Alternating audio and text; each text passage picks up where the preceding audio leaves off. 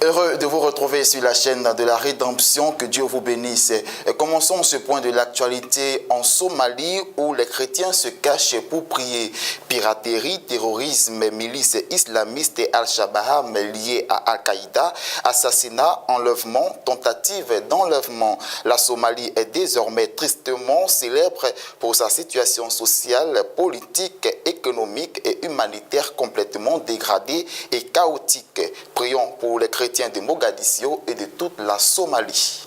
En Chine, la pression sur les églises de maison s'accroît depuis début février, date de l'application par le gouvernement d'une nouvelle loi sur la religion les plus restrictives.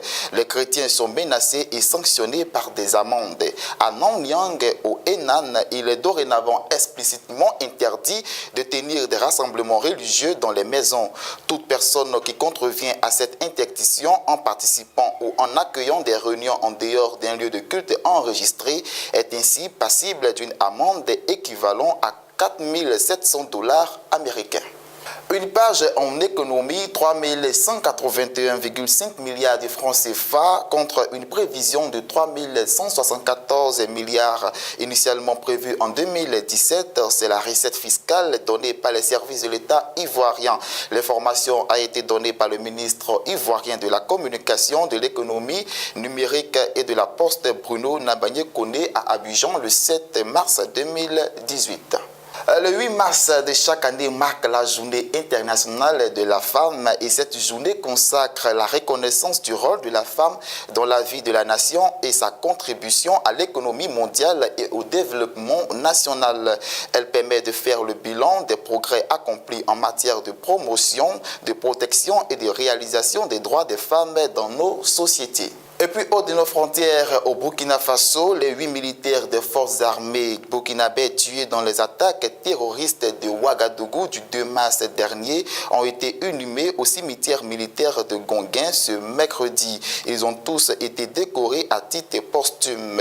Les autorités politiques et religieuses, les familles et amis sont venus rendre un hommage à ces militaires tombés sur le champ d'honneur.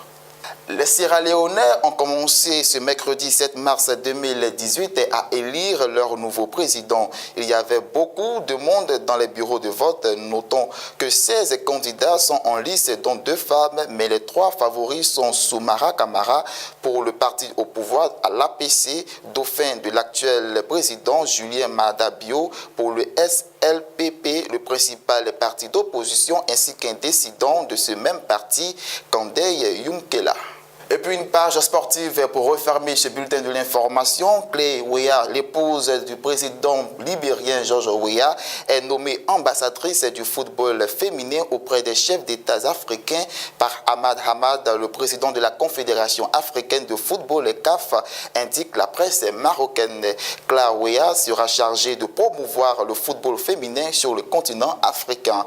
La nouvelle de sa nomination a été donnée à la clôture du premier symposium du football féminin qui s'est tenu durant 2 jours, lundi 5 mars au mardi 6 mars 2018 à Marrakech au Maroc.